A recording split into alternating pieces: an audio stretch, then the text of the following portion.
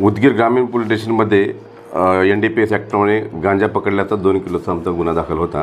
त्याच्यामध्ये आमच्या पथकाने माननीय पोलीस अधीक्षक साहेब श्री सौम्य मुंडे साहेब, अपर पोलीस अधीक्षक साहेब श्री देवरे साहेब यांच्या मार्गदर्शनाखाली आमच्याच पोलीस स्टेशनचे 4 पथके नेमण्यात आले होते। त्यामध्ये PSI गणेश कदम, PSI तारू, PSI सुनील भिसे आणि PSI परशुराम देवकते।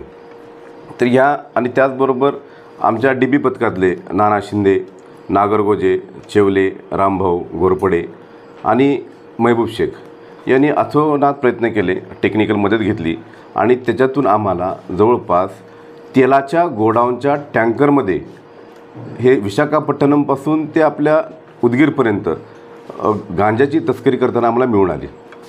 याच्यामध्ये आपण पाहिलं तर 15 पोत्यामध्ये एकूण 302 किलो गांजा हा पोत्यामध्ये भरून टँकरमध्ये ठेवण्यात आला होता।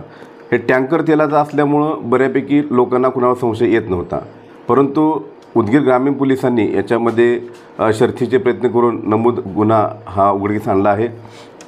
याच्यामध्ये आणखी आता आम्ही तपासाचे चक्रे फिरवलेले असून यामध्ये दक्षिणेकडील जे काही भाग आहे विशाखापट्टणम, इतर जे महाराष्ट्रातील काही शहरं आहेत त्यामध्ये सुद्धा ह्या लोकांचं नेटवर्क आहे, तर ते सुद्धा आम्ही उघड करण्याचा प्रयत्न करत आहोत आणि बऱ्यापैकी आमचं ह्यामध्ये माननीय वरिष्ठांच्या मार्गदर्शनाप्रमाणे वर्कआउट चालू आहे।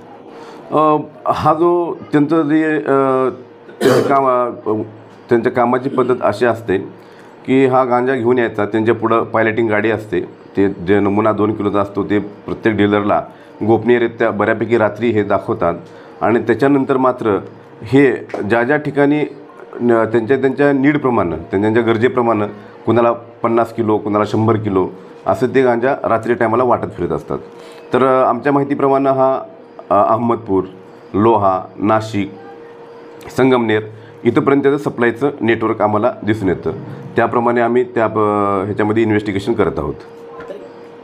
नमूद गुन्ह्यामध्ये आतापर्यंत 4 पुरुष आरोपी आणि 1 महिला पुरुष आरोपी आम्ही अटक केलेली आहे।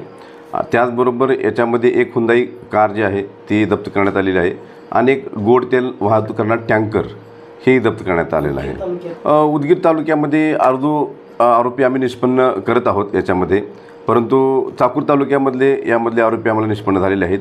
इतर अहमदपूर, लोहा, नाशिक, संगमनेर यामधले जे कोण आरोपी असतील किंवा लातूर शहरामधले तर ते आमच्या नेटवर्कमध्ये आहेत। आम्ही तांत्रिक मदत घेऊन त्यांच्यावर पोहोचण्याचा प्रयत्न करत आहोत।